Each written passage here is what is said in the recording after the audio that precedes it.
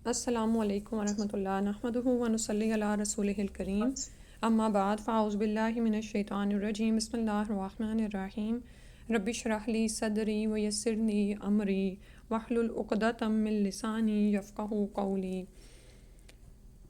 تو اللہ سبحانہ تعالیٰ کے تعارف میں ہم اللہ کے رب ہونے کے بارے میں نقلی اور عقلی دلائل دیکھ رہے تھے۔ نقلی دلائل یعنی وہ آیات جو قرآن میں بیان ہوئی ہیں۔ اس میں جو آیت آج آ رہی ہے، قیامت کے دن اللہ تعالیٰ کے ایک اس استفسار کے جواب میں عیسیٰ علیہ السلام عرض کریں گے، یعنی اللہ تعالیٰ ان سے پوچھیں گے ما قلت لہم الا ما امرتنی بہ ان اعبدوا اللہ ربی و ربکم۔ تو اس کے جب اللہ تعالیٰ انہیں کہیں گے کہ کیا تم نے ان کو کہا تھا کہ میرے ساتھ تمہیں یہ الہ بنا لیں، تو عیسیٰ علیہ السلام کہیں گے کہ میں نے انہیں صرف وہی کہا جس کا تو نے مجھے حکم دیا کہ اللہ کی عبادت کرو جو میرا اور تمہارا رب ہے۔ ٹھیک ہے، تو رب کا تعارف ہر نبی نے کرایا ہے اور رب کہہ کر پکارا ہے اللہ کو، اور اپنی قوم سے گفتگو کرتے ہوئے فرمایا یا بنی اسرائیل اعبدوا اللہ ربی و ربکم انہ من یشرک باللہ فقد حرم اللہ علیہ الجنۃ ومأواہ النار وما للظالمین من انصار۔ اے بنی اسرائیل، اللہ کی عبادت کرو جو میرا اور تمہارا رب ہے، جس نے اس کے ساتھ شرک کیا یقیناً اللہ نے اس پر جنت حرام کر دی ہے اور اس کا ٹھکانہ جہنم ہے اور ظالموں کا کوئی مددگار نہیں ہوگا۔ اور یہاں تک یہ تو وہ آیات تھیں جو قرآن میں آئی ہیں۔ حدیث سے جو ہمیں الفاظ ملتے ہیں وہ ہیں کرب اور تکلیف کے وقت رسول اللہ صلی اللہ علیہ وسلم ان کلمات طیبہ کا ورد فرمایا کرتے تھے، لا الہ الا اللہ العظیم الحلیم، لا الہ الا اللہ رب العرش العظیم، لا الہ الا اللہ رب السماوات و رب العرش الکریم۔ عظمت والے اور بردبار اللہ کے سوا کوئی سچا معبود نہیں، اللہ کے سوا کوئی معبود نہیں جو عرش عظیم کا مالک ہے، اللہ کے سوا کوئی عبادت کے لائق نہیں جو آسمانوں اور زمین کا رب اور عزت والے عرش کا مالک ہے۔ تو حصن المسلم میں یہ دعا آپ کو مل بھی جائے گی، لیکن وہاں پر ہمیں یہ پتہ نہیں چلتا کہ یہ کرب کے وقت پڑھی جانے والی دعا ہے۔ ٹھیک ہے، تو اس کو پھر ہم سنت میں شامل کر لیں، اپنی یعنی سنت رسول سے لیے تو اپنے طریقے میں شامل کر لیں۔ خاص طور پر تہجد کے وقت جب آج کل آپ اٹھ رہے ہیں نا، تو جو بھی دعاؤں کی کتاب آپ جس کے عادی ہیں اور جسے آپ پڑھتے ہیں، تو اس میں دعائے استفتاح یا اللہ کی حمد و ثنا کے جو بھی کلمات ہیں وہ تو اگر آپ پڑھتے رہیں گے نا روٹین میں تو انشاءاللہ وہ زبان پہ چڑھ جائیں گے، یاد ہو جائیں گے۔ اور پھر یہ کہ کرب اور تکلیف کے وقت یعنی بعض اوقات انسان بڑی ہی تنگی میں آ جاتا ہے نا، دل گھٹتا ہے اس کا۔ یہ تنگی جسمانی بھی ہو سکتی ہے، ذہنی روحانی بھی۔ بعض اوقات کوئی جذباتی کیفیت ایسی ہوتی ہے کہ آپ بے بس ہیں، کچھ بھی نہیں کر پا رہے، تو پھر اس دعا کو یقین کے ساتھ پڑھیں۔ ٹھیک ہے، اور اس میں رب کے حوالے سے کیا آ رہا ہے کہ لا الہ الا اللہ، اللہ کے سوا کوئی عبادت کے لائق نہیں، رب السماواتی جو تمام آسمانوں کا رب ہے۔ تو اس بات کو محسوس بھی کیا کریں کہ وہ تمام تخلیقات کا اور تمام یعنی آسمان، 7 آسمان ان کا رب ہے، اور رب العرش الکریم اور عرش کریم کا رب ہے۔ عرش جو اللہ سبحانہ تعالیٰ کی تخلیقات میں سب سے بڑی تخلیق ہے، اس کا رب بھی اللہ سبحانہ تعالیٰ ہی ہے۔ تو بنیادی طور پر جو عقیدہ ہم مضبوط کر رہے تھے وہ یہ کہ تمام انبیاء اور رسل علیہم السلام اللہ تعالیٰ کی ربوبیت پر یقین رکھتے تھے، یعنی وہ اس بات پر یقین رکھتے تھے کہ اللہ تعالیٰ ہی خالق ہے، یعنی اسی نے پیدا کیا، وہی مالک ہے ہمارا، اور وہی تمام تر معاملات کی تدبیر کرتا ہے، تو اسی کو مدد کے لیے پکارتے تھے۔ اور جیسے اس دن میں نے کہا نا کہ انبیاء لوگوں میں سب سے افضل ہوتے ہیں، ٹھیک ہے، تو یہ لوگوں میں سب سے زیادہ ذی شعور، معرفت میں کامل اور قول کے سچے تھے، اور انہیں روئے زمین کی تمام مخلوقات سے بڑھ کر اللہ تعالیٰ کی اور اس کی صفات کی معرفت حاصل تھی۔ ٹھیک ہے، تو پھر ان کی پیروی میں ہمارا یہ یقین اور بڑھ جانا چاہیے کہ اللہ ہی ہمارا رب ہے۔ علم و دانش اور حکمت و فراست کے حامل کروڑوں انسانوں کا رب کائنات کی ربوبیت پر پختہ یقین اور اعتراف اور اعلان بھی اس عقیدے کی صداقت پر ایک دلیل ہے کہ یہ یقیناً حق بات ہے۔ اسی طرح اللہ تعالیٰ کی الوہیت میں ہم نے اس دن آیت الکرسی میں سے ایک حصہ پڑھا تھا، اور اینڈ والے ہم نے 2 چھوڑے تھے، کہ اللہ تعالیٰ نے موسیٰ علیہ السلام سے فرمایا اننی انا اللہ لا الہ الا انا فاعبدنی، بے شک میں ہی تو اللہ ہوں، میرے سوا کوئی معبود نہیں، لہٰذا میری ہی عبادت کرو۔ تو اللہ نے اپنا تعارف خود موسیٰ علیہ السلام سے کرایا کہ معبود تو صرف وہی ہے۔ ہمارے نبی محمد صلی اللہ علیہ وسلم سے ارشاد ہوا فَعْلَمْ أَنَّهُ لَا إِلَٰهَ إِلَّا اللَّهُ، تو جان لو کہ بے شک نہیں ہے کوئی معبود مگر اللہ۔ تو معبود کے یعنی کا معبود کی معرفت حاصل کرنے کا حکم قرآن میں ہوا ہمیں، کہ نبی صلی اللہ علیہ وسلم کو فرمایا گیا فعلم، تو جانو، یعنی اس چیز کا علم حاصل کرو کہ اللہ کے سوا کوئی الہ نہیں، کوئی معبود نہیں، ٹھیک ہے۔ اور الہ کا لفظ آتے ہی نا ذہن میں ایک الگ سے ہی خاص کیفیت ہماری پیدا ہونی چاہیے کہ الہ ہی تو ہے جس سے ڈرا جائے، جس کی طرف ہر مشکل تنگی میں رجوع کیا جائے، اور اس کے علاوہ انسان کسی سے نہ ڈرے، اللہ کے ماں سوا سے نہ ڈرے، ٹھیک ہے، اور نہ ہی کسی سے مانگے۔ اور فتنوں کے دور میں یہ جو کلمہ ہے نا یہ بہت کام آنے والا ہے، اس کو دل کے ساتھ محسوس کریں اور پڑھا کریں، اور پھر یہ کہ یہ وہ کلمہ ہے جو آپ کی آنکھوں کو بصیرت عطا کرے گا، تو آپ دین کے دشمنوں کو اور دین کے جو دوست ہیں ان کو آپ جان جائیں گے انشاءاللہ۔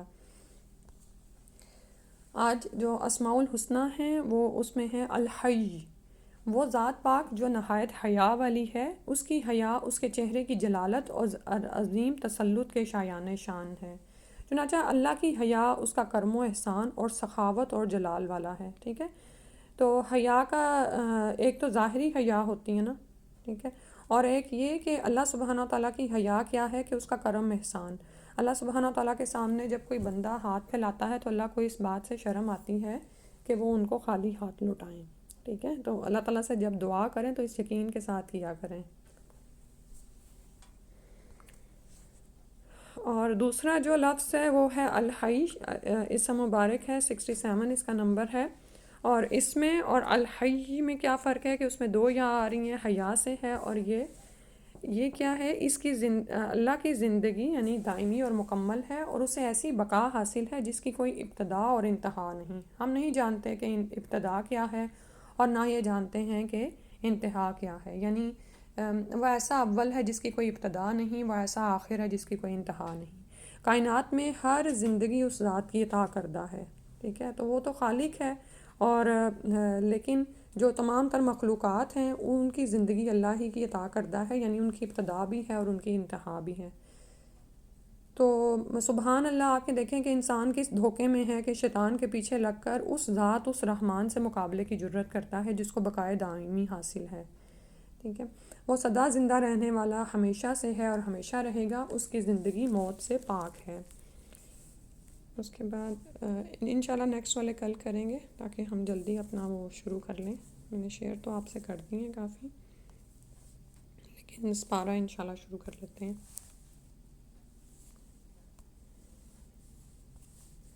پارہ نمبر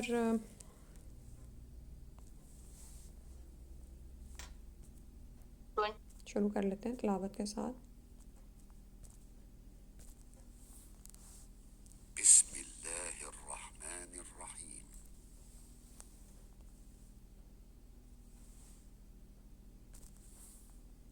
بسم اللہ الرحمن الرحیم۔ اتل ما اوحی الیک من الکتاب واقم الصلاة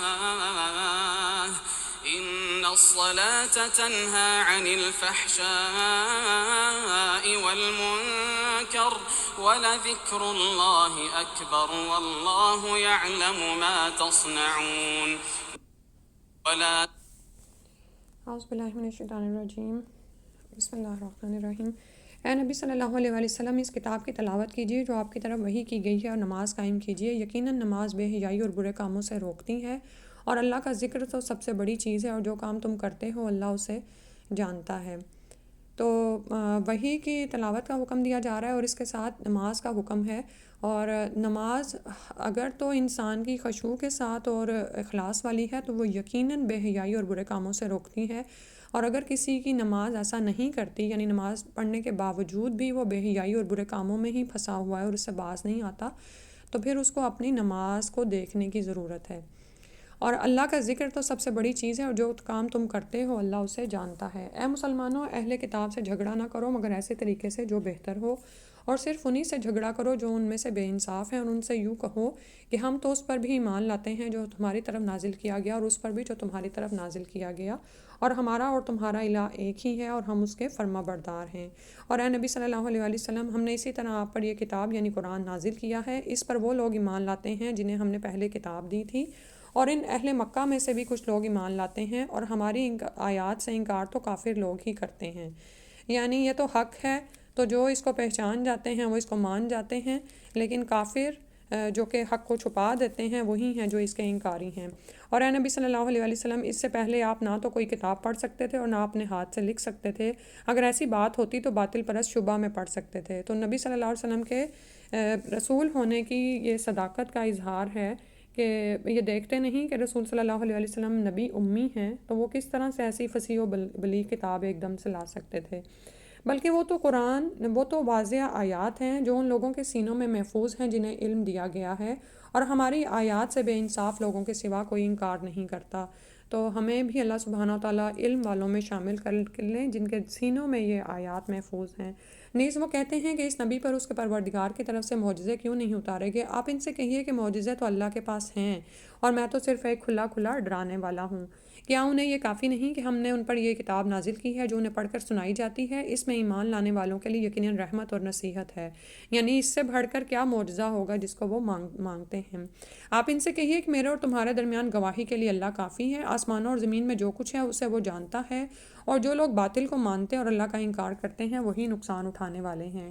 یہ لوگ آپ سے جلد عذاب لانے کا مطالبہ کرتے ہیں، اور اگر عذاب کا وقت مقرر نہ ہوتا تو وہ ان پر آ چکا ہوتا، اور وہ ان پر اس طرح اچانک آ جائے گا کہ انہیں خبر تک نہ ہوگی۔ یہ آپ سے عذاب جلد لانے کا مطالبہ کرتے ہیں، حالانکہ جہنم کافروں کو گھیرے میں لے چکی ہے۔ جس دن عذاب انہیں اوپر سے ڈھانک لے گا اور پاؤں کے نیچے سے بھی، اور اللہ تعالیٰ فرمائے گا جو کچھ تم کرتے رہے اب اس کا مزہ چکھو۔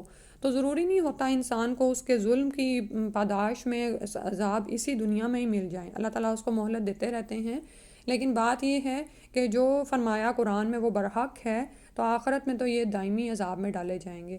اے میرے بندو جو ایمان لائے ہو، اگر تم پر مکہ کی سرزمین تنگ ہو گئی ہے تو میری زمین یقیناً بڑی وسیع ہے، لہٰذا میری ہی عبادت کرو۔ ہر شخص کو موت کا مزہ چکھنا ہے، پھر تم ہماری ہی طرف لوٹائے جاؤ گے۔ تو کسی شخص کے پاس یہ بہانہ نہیں ہے کہ میں ایمان پر اس لیے قائم نہیں تھا کہ میرا ماحول اس کی اجازت نہیں دیتا تھا۔ ہر انسان سے اس کی کوشش دیکھی جا رہی ہے۔ اور جو لوگ ایمان لائے اور انہوں نے نیک عمل کیے، ہم انہیں جنت کے بالا خانوں میں جگہ دیں گے جن کے نیچے نہریں بہہ رہی ہیں، اس میں وہ ہمیشہ رہیں گے۔ عمل کرنے والوں کے لیے کیا ہی اچھا اجر ہے۔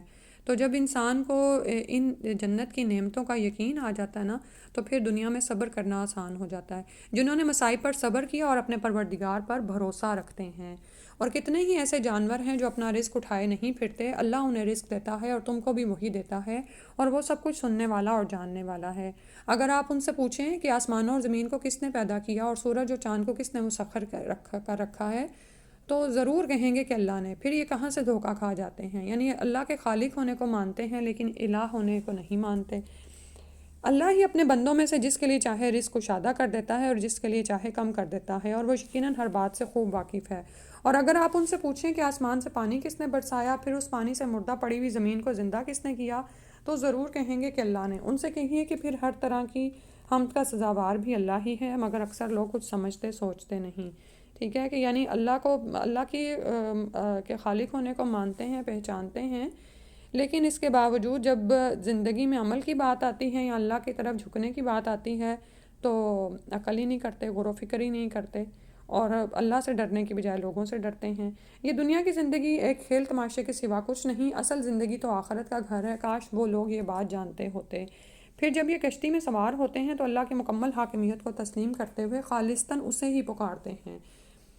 کیونکہ کشتی میں سوار ہونے کی مثال کیوں بار بار قرآن میں آتی ہے کہ آپ یہ دیکھیں کہ بر پہ تو پھر بھی کوئی انسان کو مدد دے سکتا ہے، یا کوئی آپ کا یہ جو اب موبائلز اور ایسی چیزیں بھی کام آ جاتی ہیں، لیکن سمندر کی گہرائیوں میں ہر طرف جب اندھیرے بھی ہوں اور اسی طرح سے ارد گرد نہ کوئی انسان ہے نہ کوئی کشتی اور چل رہی ہو، تو حقیقتاً انسان ایسا گھر جاتا ہے کہ اپنے دین کو اللہ کے لیے خالص کر لیتا ہے، اور جب وہ انہیں بچا کر خشکی پر لے آتا ہے تو اس وقت پھر شرک کرنے لگتے ہیں۔ تو یہ انسان کا حال ہے کہ جب کسی مصیبت میں ایسا گر جاتا ہے کہ اسے کوئی راہ نظر نہیں آتی تو اپنے دین کو اللہ کے لیے خالص کر لیتا ہے، لیکن جو ہی وہ اللہ تعالیٰ اس کو اس سے نجات دیتے ہیں تو پھر پلٹ جاتا ہے۔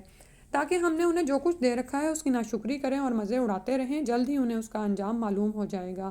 تو جب اللہ سبحانہ تعالیٰ آپ کو کسی مصیبت سے نکال کر بچا لیتے ہیں تو وہ دراصل انسان کو مہلت دی جا رہی ہوتی ہے کہ اب دیکھیں یہ کیا عمل کرتا ہے۔ کیا وہ یہ نہیں دیکھتے کہ ہم نے حرم کو پرامن بنا دیا ہے جبکہ ان کے ارد گرد کے لوگ اچک لیے جاتے ہیں؟ کیا پھر بھی یہ لوگ باطل کو مانتے اور اللہ کی نعمتوں کی ناشکری کرتے ہیں؟ اور اس شخص سے بڑھ کر ظالم کون ہوگا جو خود جھوٹ گھڑ کر اللہ کے ذمہ لگا دے یا اس کے پاس حق آئے تو اسے جھٹلا دے؟ کیا ایسے کافروں کے لیے دوزخ کا ٹھکانہ کافی نہیں؟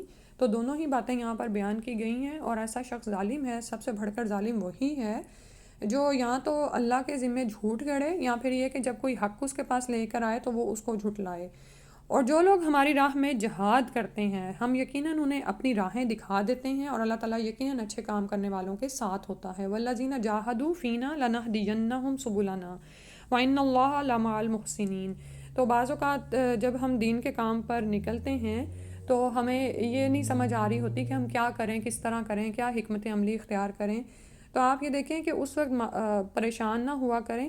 کیا کرنا ہے ہم نے؟ جاہدو، اپنی نیت کو اللہ سبحانہ تعالیٰ کے لیے خالص کر لیں اور اٹموسٹ کوشش کریں، وہ کوشش جو کوئی بھی دنیا پرست دنیا کمانے کے لیے کرتا ہے۔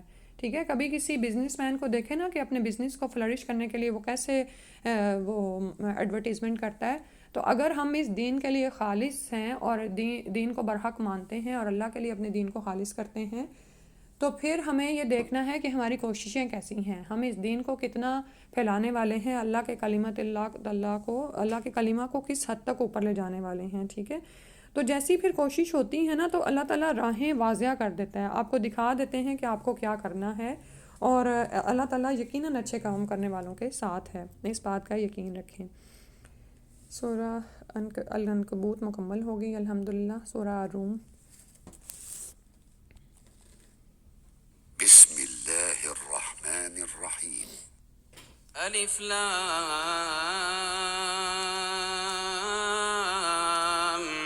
میم غلبت الروم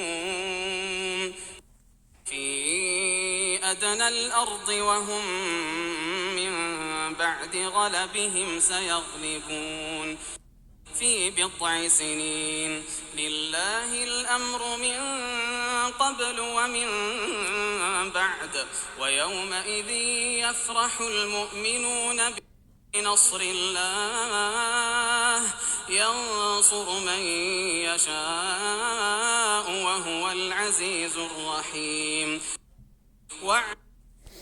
اعوذ باللہ من الشیطان الرجیم، بسم اللہ الرحمن الرحیم۔ الف لام میم۔ رومی قریب کی سرزمین میں مغلوب ہو گئے، تاہم وہ مغلوب ہونے کے چند ہی سال پھر غالب آ جائیں گے، چند ہی سال بعد پھر غالب آ جائیں گے۔ اس شکست سے پہلے بھی اللہ ہی کا حکم چلتا تھا اور بعد میں بھی اسی کا چلے گا، اور جب رومیوں کی وہ فتح ہوگی اس دن مسلمان خوشیاں منائیں گے۔ تو یہ تاریخ میں ہو چکا ہوا ہے نبی صلی اللہ علیہ وسلم کے دور میں ہی، اور سبحان اللہ آپ یہ دیکھیں کہ یہ دراصل قرآن کی صداقت کا بھی ایک ثبوت ہے کہ جو اس نے پیشین گوئیاں کیں وہ برحق ثابت ہوئیں۔ انہیں بھی اللہ کی مدد حاصل ہوگی، اللہ جسے چاہے نصرت بخشتا ہے اور وہ سب پر غالب اور رحم کرنے والا ہے۔ تو اللہ سبحانہ تعالیٰ اللہ تعالیٰ غالب ہیں سب احکامات پر، وہ جب چاہیں مسلمانوں کو غالب کر دیں، اور لیکن اس میں یہ ہے کہ کب یہ ہوگا وہ اللہ سبحانہ تعالیٰ نے لکھا ہوا ہے، یہ اللہ کا وعدہ ہے اور اللہ کبھی اپنے وعدے کی خلاف ورزی نہیں کرتا۔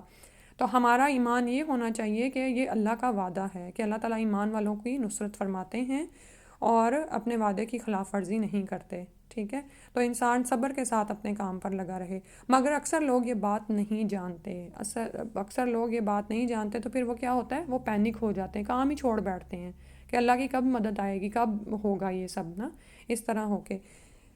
تو ان کا کیا حال ہے کہ وہ علم نہیں رکھتے، وہ صرف دنیا کی زندگی کا ظاہری پہلو ہی جانتے ہیں اور آخرت سے وہ بالکل غافل ہیں۔ کیا انہوں نے کبھی اپنے آپ میں غور و فکر نہیں کیا؟ اللہ نے آسمانوں، زمین اور ان کے درمیان جو کچھ ہے ان سب کو کسی حقیقی مصلحت اور ایک مقررہ وقت تک کے لیے پیدا کیا ہے، مگر لوگوں میں سے اکثر اپنے رب کی ملاقات سے منکر ہیں۔ کیا ان لوگوں نے زمین میں چل پھر کر یہ نہیں دیکھا کہ ان لوگوں کا انجام کیا ہوا جو ان سے پہلے گزر چکے ہیں؟ وہ لوگ قوت میں بھی ان سے زیادہ تھے، اور جتنا ان لوگوں نے زمین کو آباد کیا ہے انہوں نے زمین کو جوت کر اس سے زیادہ آباد کیا تھا۔ ان کے پاس بھی ہمارے رسول واضح دلائل لے کر آئے تھے۔ اللہ کا ان پر ظلم کرنے کا ارادہ نہیں تھا، بلکہ وہ خود ہی اپنے آپ پر ظلم کر رہے تھے۔ تو اس میں پہلی بات تو سیاحت کا ذکر ہے کہ اور مومن کی سیاحت ہوتی ہے عبرت حاصل کرنے کے لیے، فضول آؤٹنگ کے لیے نہیں، ٹائم ویسٹنگ کے لیے یا وسائل ضائع کرنے کے لیے نہیں، بلکہ مومن تو ہر چیز سے اپنے لیے عبرت کا سامان حاصل کرتا ہے۔ فرمایا فَيَنْظُرُ كَيْفَ كَانَ عَاقِبَةُ الَّذِينَ مِن قَبْلِهِمْ، ٹھیک ہے؟ تو بہت سی ایسی قومیں ہیں جو ہلاک کر دی گئیں، اور وہ آج کی قوموں سے زیادہ ترقی یافتہ، زیادہ تہذیب یافتہ تھیں۔ تو تم دیکھتے نہیں ہو کہ ان کے پاس بھی ہدایت آئی، لیکن جب انہوں نے انکار کیا تو کیسے عذاب ان پر آئے، اور اللہ تعالیٰ ان پر ظلم کرنے والے نہیں تھے، انہوں نے اپنے ہی آپ پر ظلم کیا۔ پھر جن لوگوں نے برائیاں کی تھیں ان کا انجام بھی برا ہی ہوا، کیونکہ انہوں نے اللہ تعالیٰ کی آیات کو جھٹلایا اور وہ ان کا مذاق اڑایا کرتے تھے۔ اللہ ہی مخلوق کی ابتدا کرتا ہے، پھر وہی اس کا اعادہ کرے گا، یعنی لوٹائے گا، پھر اسی کی طرف تم لوٹائے جاؤ گے۔ اور جس دن قیامت قائم ہوگی تو مجرم لوگ سخت مایوس ہو جائیں گے، اور ان کے شریکوں میں سے کوئی بھی ان کا سفارشی نہ بنے گا، اور وہ خود بھی اپنے شریکوں کے منکر ہو جائیں گے۔ اور جس دن قیامت قائم ہوگی لوگ الگ الگ گروہوں میں بٹ جائیں گے، یعنی جو لوگ ایمان لائے اور نیک عمل کیے وہ تو جنت کے باغیچوں میں شاداں و فرحاں ہوں گے، اور جنہوں نے کفر کیا اور ہماری آیات اور آخرت کی ملاقات کو جھٹلایا تو ایسے لوگوں کو عذاب میں رکھا جائے گا۔ تو آج آپ دیکھ لیں کہ ہماری ہمدردیاں کس کے ساتھ ہیں، اور اوورآل دیکھیں کہ دنیا ٹو بگ بلاکس میں تقسیم ہوتی چلی جا رہی ہے، اور بعض اوقات انسان جو ہے نا شکوک و شبہات میں پڑ رہا ہوتا ہے کہ کون حق پر ہے کون باطل پر۔ تو اس کے لیے کیا ہے کہ اپنے ایمان کے ساتھ ساتھ علم کو بڑھانے کی ضرورت ہے، ٹھیک ہے؟ اللہ سے زیادہ جڑنے کی ضرورت ہے، اور اپنی تمام تر ہمدردیاں اس گروپ کے ساتھ کر لیں جو ایمان لائے ہیں اور انہوں نے اعمال صالح کیے ہیں، اور ان کے باطنی اور ظاہری اعمال یہی ظاہر کرتے ہیں کہ وہ ایمان والے ہیں۔ بس تم اللہ کی تسبیح کرو شام کے وقت بھی اور صبح کے وقت بھی، آسمانوں اور زمین میں حمد اسی کو سزاوار ہے، نیز پچھلے پہر اور ظہر کے وقت بھی اس کی تسبیح کرو۔ وہی زندہ کو مردہ سے اور مردہ کو زندہ سے نکالتا ہے، اور زمین کو اس کے مردہ ہونے کے بعد زندہ کرتا ہے، اسی طرح تم بھی مرنے کے بعد زمین سے نکالے جاؤ گے۔ تو یہ والی آیات ایک روایت کے مطابق فسبحان اللہ حین تمسون سے لے کر وکذالک تخرجون تک صبح کی دعاؤں میں بھی پڑھی جاتی ہیں، اور اس کی نشانیوں میں سے ایک یہ ہے کہ اس نے تمہیں مٹی سے پیدا کیا، پھر اب تم ایک انسان ہو جو ہر جگہ پھیل رہے ہو، اور ایک یہ ہے کہ اس نے تمہاری جن سے تمہاری بیویاں پیدا کی تاکہ تم ان کے پاس سکون حاصل کرو، اور تمہارے درمیان محبت اور رحمت پیدا کر دی۔ غور و فکر کرنے والوں کے لیے اس میں کئی نشانیاں ہیں۔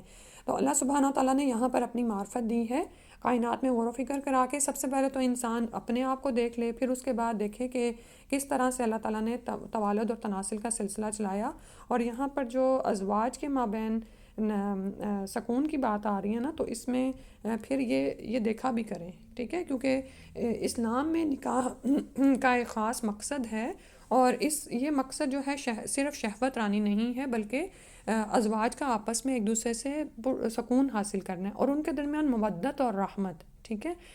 محبت اور رحمت، کیونکہ جب تک محبت آپ دیکھیں کہ ظاہر سے ہوتی ہے، تو جب ظاہر میں کچھ کمی یا نقص آنے لگتا ہے نا، تو ازواج کے درمیان وہ ایک ریلیشن جو ہے وہ ہلکا پڑنے لگتا ہے۔ تو اللہ تعالیٰ نے فرمایا ان کے درمیان مودت اور رحمت رکھ دی۔ تو یہ بھی محسوس کیا کریں کہ کیا آپ اپنے زوج کے لیے محبت اور اس کے ساتھ ساتھ رحم بھی رکھتے ہیں، جیسے ماں اپنے بچوں کے لیے رحم رکھتی ہے نا، یعنی کہ ان کے لیے مہربان ہوتی ہے، تو کیا ایسا تعلق ہے؟ اور غور و فکر کرنے والوں کے لیے اس میں کئی نشانیاں ہیں، اور ایک یہ کہ اس نے آسمانوں اور زمین کو پیدا کیا اور تمہاری زبانیں اور تمہارے رنگ مختلف بنا دیا ہے۔ اہل علم کے لیے اس میں بھی کئی نشانیاں ہیں۔ تو نیز تمہارا رات اور دن کو سونا اور اس کا فضل تلاش کرنا بھی اس کی نشانیوں میں سے ہے۔ جو لوگ غور سے سنتے ہیں ان کے لیے اس میں بھی بہت سی نشانیاں ہیں۔ تو رات کا سونا تو سب جانتے ہیں، اور دن کا سونا مطلب قیلولہ کرنا، جو کہ نبی صلی اللہ علیہ وسلم کی سنت سے بھی ثابت ہے، اور وہ ضرور کیا کریں کہ اس سے انسان کو ایسے لگتا ہے جیسے اس کو دوسرا دن مل گیا ہے۔ اس کا مطلب یہ نہیں ہے کہ آپ ویسا سوئیں جیسے رات کو، یعنی کہ یہ نہیں کہ بالکل ہی بے ہوش 2-3 گھنٹے اپنے ضائع کر دیے، بلکہ سائنس آپ کو بتاتی ہے کہ 26 منٹ کا قیلولہ جو ہے وہ بہترین ہے، اور اتنا ہی ہمیں سنت سے بھی پتہ چلتا ہے۔ اور اس کے علاوہ آرمی سولجرز کو 3 منٹ کا قیلولہ کرایا جاتا ہے، ٹھیک ہے؟ کہ اس میں ان کو اسٹریچ کرنے کو اور خود کو ریلیکس کرنے کو کہا جاتا ہے، کہ وہ ایک ایک کر کے اپنے سارے جسم کے اعضاء کو ریلیکس کر دیں۔ سبحان اللہ۔ اور یہ چیز ہمیں کتنے سال پہلے سنت سے پتہ چلی ہے، اور یہ یاد رکھیں کہ شیطان کے لولا نہیں کرتا، ٹھیک ہے۔ اور اس کے بعد آیت نمبر 24 ہے، اور ایک یہ کہ وہ تمہیں بجلی دکھاتا ہے جس سے تم ڈرتے بھی ہو اور امید بھی رکھتے ہو، اور آسمان سے پانی برساتا ہے جس سے زمین کو اس کے مرنے کے بعد زندہ کر دیتا ہے۔ سمجھنے سوچنے والوں کے لیے اس میں بہت سی نشانیاں ہیں، اور اس کی نشانیوں میں سے ایک یہ کہ زمین و آسمان اسی کے حکم سے بلا ستون قائم ہیں۔ پھر جب وہ تمہیں ایک ہی دفعہ زمین سے پکارے گا تو تم زمین سے نکل کھڑے ہوگے۔ آسمانوں اور زمین میں جو کچھ ہے سب اسی کا ہے، سب کے سب اسی کے فرما بردار ہیں۔ تو اگر ان آیات کو ہم محسوس کرتے ہوئے پڑھیں نا، تو جو دنیا میں اس وقت انتشار پھیلا ہوا ہے، تو آپ کو یہ چیزیں کتنا زیادہ پرسکون کر دیتی ہیں نا، کہ اللہ ہے نا، وہ دیکھ رہا ہے اور اس کا حکم ہوگا تو یقیناً حق غالب آ جائے گا۔ اور پھر یہ کہ جب زمین و آسمان میں ہر چیز اسی کی ہے اور سب اسی کے فرما بردار ہیں، تو اے جن و انس، تمہیں اختیار کی آزادی دی گئی، تم بھی اسی کے فرما بردار ہو جاؤ، اسی میں تمہاری کامیابی ہے۔ اور وہی تو ہے جو خلقت کی ابتدا کرتا ہے، پھر وہی اس کا اعادہ کرے گا، اور یہ دوسری بار کی پیدائش اس پر زیادہ آسان ہے۔ آسمانوں اور زمین میں اسی کی شان بالا تر ہے، اور وہ سب پر غالب اور حکمت والا ہے، وَهُوَ العزیز الحکیم۔ اور پھر اسی طرح جب رات تراویح میں قرآن کو سنیں تو ان آیات کو خود پر محسوس کیا کریں کہ یہ میرے رب کا تعارف کرایا جا رہا ہے۔ اللہ تمہارے لیے ایک مثال بیان کرتا ہے جو خود تمہیں سے تعلق رکھتی ہے۔ تمہارے کچھ غلام ہوں، اور جو کچھ ہم نے تمہیں مال و دولت دے رکھا ہے اس میں تم اور وہ غلام برابر کے شریک ہو جائیں، تو کیا تم ایسا گوارا کر سکتے ہو؟ تم تو ان سے ایسے ہی ڈرو گے جیسے اپنے ہمسروں سے ڈرتے ہو، یعنی اپنے برابر والوں سے، کہ کہیں وہ تم پر غالب نہ آ جائیں۔ سمجھنے سوچنے والوں کے لیے اللہ تعالیٰ ایسے ہی اپنی آیات کھول کر بیان کرتا ہے۔ تو یہاں پر توحید اور توحید کی طرف ایک واضح طور پر مثال بیان کی جا رہی ہے کہ وہ بات جو تم اپنے لیے پسند نہیں کرتے وہ اللہ کے حق میں کیسے تم کہتے ہو؟ کیا تم غور و فکر نہیں کرتے؟ بلکہ حقیقت یہ ہے کہ ان ظالموں نے بغیر علم اپنی خواہشات کی پیروی کر رکھی ہے، پھر جسے اللہ نے گمراہ کر دیا ہو اسے کون راہ راست پر لا سکتا ہے، اور ان کا کوئی بھی مددگار نہ ہوگا۔ یعنی بغیر علم کے انہوں نے اپنی ہی خواہش سے ایک دین بنا رکھا ہے اور اس پر چلتے چلے جا رہے ہیں۔ لہٰذا اے نبی، یکسو ہو کر اپنا رخ دین پر مرتکز کر دو، یعنی دین کے لیے حنیف ہو جاؤ۔ یہی فطرت الہی ہے جس پر اس نے لوگوں کو پیدا کیا ہے۔ اللہ کی اس خلقت میں کوئی رد و بدل نہیں ہو سکتا، یہی درست دین ہے، لیکن اکثر لوگ نہیں جانتے۔ تو یہی سچ اور برحق ہے جو ہر شخص کے سینے میں جس کی معرفت رکھ دی گئی ہے، کیونکہ اس کو پیدا ہی اس پر کیا گیا ہے۔ تو لوگوں کو دعوت دیتے ہوئے کبھی نہ گھبرائیں، اگر تو اس کو توفیق ہوگی تو وہ خیر کو قبول کر لے گا۔ اسی کی طرف رجوع کرتے ہوئے اسی بات پر قائم ہو جاؤ اور اس سے ڈرتے رہو، اور نماز قائم کرو، اور ان مشرکوں میں سے نہ ہو جاؤ جنہوں نے اپنا دین الگ کر لیا اور گروہوں میں بٹ گئے۔ ہر گروہ کے پاس جو کچھ ہے وہ اسی میں مگن ہے، یعنی وہ خود ہی کو برحق سمجھ رہا ہے۔ جب لوگوں کو کوئی تکلیف پہنچتی ہے تو اپنے رب کی طرف رجوع کر کے اسے پکارتے ہیں، پھر جب اللہ انہیں اپنی رحمت کا مزہ چکھاتا ہے تو اس وقت ان میں سے کچھ لوگ اپنے رب سے شرک کرنے لگتے ہیں تاکہ اس نعمت کی ناشکری کریں جو ہم نے انہیں دے رکھی ہے۔ اچھا، مزے کر لو، جلدی تم حقیقت کو جان لو گے۔ یا ہم نے ان پر کوئی سند اتاری ہے جو اس شرک کو صحیح بتاتی ہو جو یہ لوگ کر رہے ہیں، اور جب ہم انہیں اپنی رحمت کا مزہ چکھاتے ہیں تو یہ اترانے لگتے ہیں، اور جب ان کے اپنے کرتوتوں کی وجہ سے انہیں کوئی تکلیف پہنچتی ہے تو ایک دم سے ہی مایوس ہو جاتے ہیں، یعنی آس توڑ بیٹھتے ہیں۔ کیا انہوں نے دیکھا نہیں کہ اللہ جس کا چاہے رزق زیادہ کر دیتا ہے اور جس کا چاہے کم کر دیتا ہے؟ ایمان لانے والوں کے لیے اس میں بھی کئی نشانیاں ہیں۔ تو مومن کا تعلق کیسا ہوتا ہے اللہ سبحانہ وتعالیٰ سے؟ ابھی جیسے اوپر جو ہم نے پڑھا کہ نعمتیں آتی ہیں تو وہ بڑا خوش ہے، اور جو ہی چلی جاتی ہے اور کوئی مصیبت آ پڑتی ہے تو بالکل ہی آس توڑ بیٹھتا ہے۔ تو ہم اپنی زندگی میں دیکھیں کہ کیا ہم بھی جذبات میں اسی طرح سے نعمتیں ملیں تو بڑے اتراتے پھرتے ہیں، اور جب کوئی مصیبت آئے تو ایک دم سے ہی مایوس ہو کے ڈاؤن ہو جاتے ہیں، اور پھر ان ساری نعمتوں کو بھول جاتے ہیں جو اللہ نے بچپن سے لے کر ابھی تک ہمیں دیں۔ ٹھیک ہے، ہماری پیدائش سے کس طرح ہمیں نعمتیں ملی ہیں، لیکن کوئی مصیبت آتی ہے تو ایسے ہم دل ہار کے بیٹھ جائیں، تو یہ مومن کا رویہ نہیں ہوتا۔ پھر فرمایا، اے مسلمانوں، اپنے قرابت والے کو، مسکین اور مسافر کو اس کا حق دو، یہ بات ان لوگوں کے لیے بہتر ہے جو اللہ کی رضا چاہتے ہیں، اور یہی لوگ کامیاب ہوں گے۔ اور جو کچھ تم بطور سود دیتے ہو کہ لوگوں کے اموال سے تمہارا مال بڑھتا رہے، تو ایسا مال اللہ کے ہاں نہیں بڑھتا، اور جو کچھ تم اللہ کی رضا چاہتے ہوئے بطور زکوٰۃ دیتے ہو تو ایسے ہی لوگ اپنے مال کو دگنا چگنا کر رہے ہیں۔ اللہ کرے کہ یہ یقین ہمارے اندر اتر آئے، اور جیسے یوزلی لوگ رمضان میں زکوٰۃ دے رہے ہوتے ہیں تو زکوٰۃ کیا کرتی ہے؟ مال کو پاک کر دیتی ہے اور آپ کو دگنا چگنا عطا فرماتی ہے۔ اللہ وہ ہے جس نے تمہیں پیدا کیا، روزی دی، پھر تمہیں موت دے گا، پھر تمہیں زندہ کرے گا۔ کیا تمہارے شریکوں میں کوئی ایسا ہے جو ان میں سے کوئی بھی کام کر سکتا ہو؟ وہ پاک ہے اور جو کچھ وہ شریک ٹھہراتے ہیں ان سے بالا تر ہے۔ یعنی یہ کمپیریزن تو کر ہی سکتے ہیں نا اللہ اور اس کے ساتھ ساتھ معبودان باطل کا، کہ معبودان باطل تو کچھ بھی کرنے والے نہیں ہیں، پھر کیسے ان کو اللہ کے برابر یہ قرار دیتے ہیں۔ بحر و بحر میں فساد پھیل گیا ہے جس کی وجہ لوگوں کے اپنے کمائے ہوئے اعمال ہیں، تاکہ اللہ تعالیٰ لوگوں کو ان کے کچھ اعمال کا مزہ چکھا دے، شاید وہ ایسے کاموں سے باز آ جائیں۔ تو اللہ سبحانہ تعالیٰ ظالم نہیں ہے، اور نہ ہی اللہ نے زمین اور یعنی کہ بحر و بحر کو ایسا بنایا کہ اس میں فساد پھیلتا چلا جاتا۔ یہ انسانوں کے اپنے ہی اعمال ہوتے ہیں کہ وہ ان کے سامنے آ رہے ہوتے ہیں، اس کی پاداش میں وہ پھر اور ایسا کیوں ہوتا ہے؟ تاکہ اللہ تعالیٰ لوگوں کو ان کے کچھ اعمال کا مزہ چکھا دے۔ آپ ان سے کہیے ذرا زمین میں چل پھر کر تو دیکھو کہ جو لوگ تم سے پہلے تھے ان کا انجام کیسا ہوا، ان میں سے اکثر مشرک ہی تھے۔ یہاں پھر سیاحت کی طرف توجہ دلائی جا رہی ہے، لیکن وہ سیاحت جو کہ عبرت حاصل کرنے کے لیے ہو۔ بس اے نبی صلی اللہ علیہ وسلم اپنی توجہ درست اور متوازن دین کی طرف مرکوز کیجیے، قبل اس کے کہ وہ دن آ جائے جس کے اللہ تعالیٰ کی طرف سے ٹلنے کی کوئی صورت نہیں ہے۔ اس دن لوگ پھٹ کر الگ الگ ہو جائیں گے۔ جس نے کفر کیا تو اس کا وبال اسی پر ہے، اور جس نے نیک عمل کیے تو وہ اپنی ہی فلاح کی راہ ہموار کر رہے ہیں، تاکہ جو لوگ ایمان لائے اور نیک عمل کرتے رہے انہیں اپنی مہربانی سے اس کا بدلہ دے۔ وہ یقیناً کافروں کو پسند نہیں کرتا۔ تو آج کی دنیا میں تو یہ ہے نا کہ لوگ ملے جلے ہیں، حتیٰ کہ کافر مومن ساتھ ساتھ بھی رہ رہے ہوتے ہیں، بعض اوقات ایک ہی ہمدردیاں ہم دوسرے کے لیے بھی دیکھ رہے ہوتے ہیں۔ تو لیکن کیا ہے کہ قیامت والے دن لوگ گروپ ہو جائیں گے، سب کچھ سامنے آ جائے گا۔ آیت نمبر 46، اور اس کی نشانیوں میں سے ایک یہ ہے کہ وہ ہواؤں کو خوشخبری دینے والی بنا کر بھیجتا ہے، اور اس لیے کہ تمہیں اپنی رحمت سے لطف اندوز کرے، نیز اس لیے کہ اس کے حکم سے کشتیاں چلیں اور تم اس کا فضل تلاش کرو اور اس کے شکر گزار بنو۔ اور آپ سے پہلے ہم نے کئی رسول ان کی قوموں کی طرف بھیجے جو روشن دلیلیں لے کر ان کے پاس آئے، پھر جو لوگ مجرم تھے ہم نے ان سے انتقام لے لیا، اور مومنوں کی مدد کرنا ہمارا حق تھا۔ اللہ وہ ہے جو ہوائیں بھیجتا ہے تو وہ بادل کو اٹھا لاتی ہیں، پھر اللہ جسے چاہتا ہے جیسے چاہتا ہے اس بادل کو آسمان میں پھیلا دیتا ہے اور اسے ٹکڑیاں بنا دیتا ہے، پھر تو دیکھتا ہے کہ بارش کے قطرے اس میں سے نکلتے آتے ہیں، پھر جب اللہ اپنے بندوں میں سے جن پر چاہے بارش برسا دیتا ہے تو وہ خوش ہو جاتے ہیں، حالانکہ وہ اس بارش کے برسنے سے پہلے مایوس ہو چکے تھے۔ اب اللہ کی اس رحمت کے نتائج پر غور کیجئے کہ وہ کیسے زمین کو مردہ ہونے کے بعد زندہ کر دیتا ہے۔ یقیناً وہی مردوں کو زندگی بخشنے والا ہے اور وہ ہر ایک چیز پر قادر ہے۔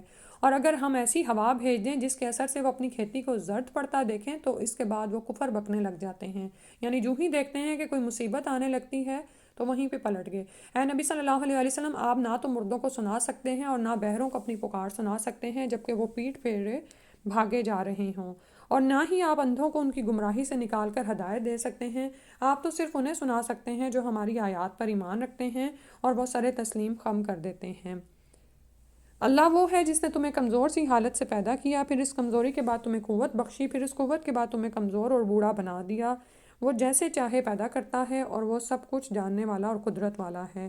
اور جس دن قیامت قائم ہوگی تو مجرم لوگ قسمیں کھا کھا کر کہیں گے کہ ہم تو ایک گھڑی سے زیادہ نہیں ٹھہرے تھے۔ اسی طرح وہ دنیا میں بھی ایسے ہی غلط اندازے لگایا کرتے تھے، اور جنہیں علم اور ایمان دیا گیا تھا وہ کہیں گے تم تو اللہ کے نوشتے کے مطابق روز حشر تک پڑے رہے، یعنی جو اللہ نے تقدیر میں لکھا ہوا تھا سو یہی ہے حشر کا دن، لیکن تم تو اسے حق نہ جانتے تھے۔ بس اس دن ظالموں کو ان کی معذرت کچھ فائدہ نہ دے گی، اور نہ ہی ان سے یہ مطالبہ کیا جائے گا کہ وہ اپنے پروردگار کو راضی کر لیں، یعنی توبہ کی توفیق اور موقع ہی نہیں ان کو دیا جائے گا۔ ہم نے اس قرآن میں لوگوں کے لیے ہر طرح کی مثالیں بیان کر دی ہیں، اور اگر آپ ان کے پاس کوئی معجزہ بھی لے آئیں تو کافر لوگ یہی کہیں گے کہ تم تو جال سازی کر رہے ہو۔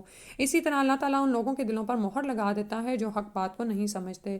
لہٰذا آپ صبر کیجئے، اللہ کا وعدہ سچا ہے، ایسا نہ ہو کہ جو لوگ یقین نہیں کرتے وہ آپ کو ہلکا بنا دیں۔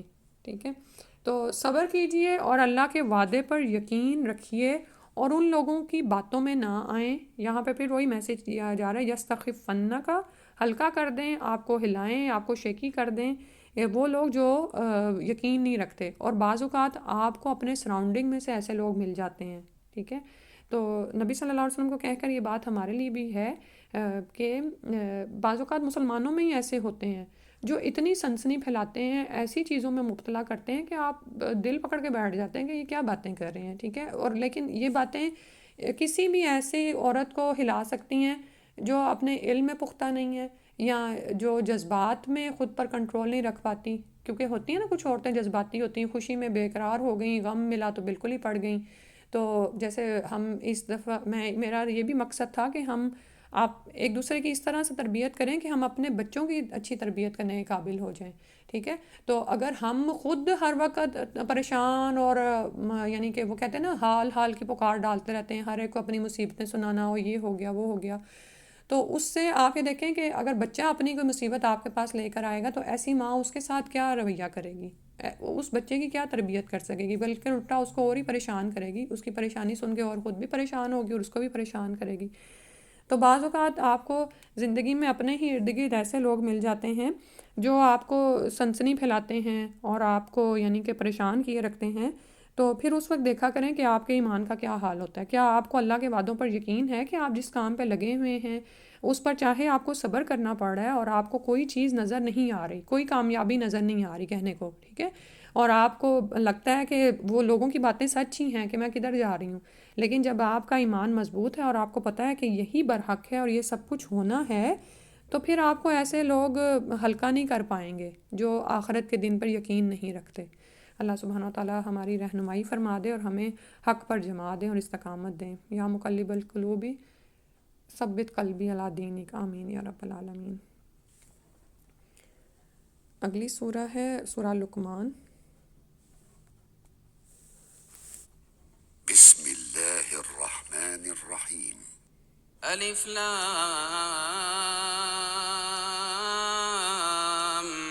ميم تلك آيات الكتاب الحكيم هدى ورحمة للمحسنين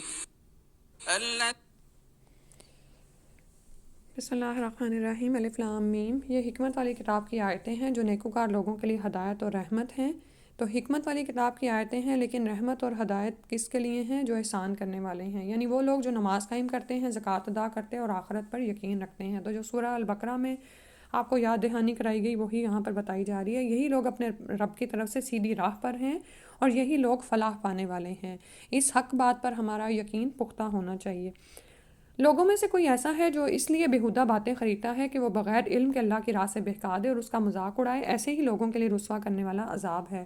تو دنیا میں دو طرح کے لوگ ملیں گے، ایک حق کو پھیلانے والے، حق کی پیروی کرنے والے، اور دوسرے وہ جو لغو میں پڑے ہوئے ہیں، لف میں پڑے ہوئے ہیں تاکہ لوگوں کو اللہ کی راہ سے بہکائیں. اور جب اسے ہماری آیات پڑھ کر سنائی جاتی ہیں تو تکبر سے یوں منہ پھیر لیتا ہے جیسے اس نے کچھ سنا ہی نہیں، گویا اس کے کانوں میں بوجھ ہے. آپ اسے دردناک عذاب کی بشارت دے دیجیے. البتہ جو لوگ ایمان لائے اور نیک عمل کیے ان کے لیے نعمتوں والے باغ ہیں جن میں وہ ہمیشہ رہیں گے. یہ اللہ کا سچا وعدہ ہے اور وہ ہر چیز پر غالب ہے اور حکمت والا ہے. اس نے آسمانوں کو بغیر ستونوں کے پیدا کیا جیسا کہ تم انہیں دیکھتے ہو، اور زمین میں سلسلہ ہائے کوہ رکھ دیے تاکہ وہ تمہیں لے کر ہچکولے نہ کھائے، اور اس میں ہر طرح کے جاندار پھیلا دیے. نیز ہم نے آسمان سے پانی برسایا جس سے ہم نے زمین میں ہر قسم کی عمدہ اجناس اگا دیں. یہ تو ہے اللہ کی مخلوق. اب مجھے دکھلاؤ کہ اللہ کے سوا دوسرے معبودوں نے کیا کچھ پیدا کیا ہے. کچھ نہیں، بلکہ یہ ظالم سری گمراہی میں پڑے ہوئے ہیں. یعنی غور و فکر نہیں کرتے کہ ایک طرف اللہ کی ساری تخلیقات کو دیکھتے ہیں اور مقابل میں ان کے معبودان باطل کچھ بھی پیدا نہیں کرتے. تو پھر سری گمراہی ہی تو ہے کہ ان کو یہ معبود مانتے ہیں. ہم نے لقمان علیہ السلام کو حکمت عطا کی جو یہ تھی کہ اللہ کا شکر ادا کرتے رہو. جو کوئی شکر ادا کرتا ہے وہ اپنے ہی فائدے کے لیے کرتا ہے، اور جو کوئی ناشکری کرے تو اللہ یقیناً اس کے شکر سے بے نیاز ہے اور خود اپنی ذات میں محمود ہے. تو شکر وہی کرتا ہے جو نعمتوں پر نظر رکھتا ہے. یہ نہیں کہ ایک مصیبت آئی تو انسان ساری نعمتوں کو بھول جائے. تو اپنے نا سوچ کو مثبت رکھا کریں اور نعمتوں پر نظر رکھا کریں، ان کو محسوس کیا کریں، بار بار خود کو بتایا بھی کریں کہ یہ بھی ہے میرے پاس، یہ بھی ہے، الحمدللہ الحمدللہ.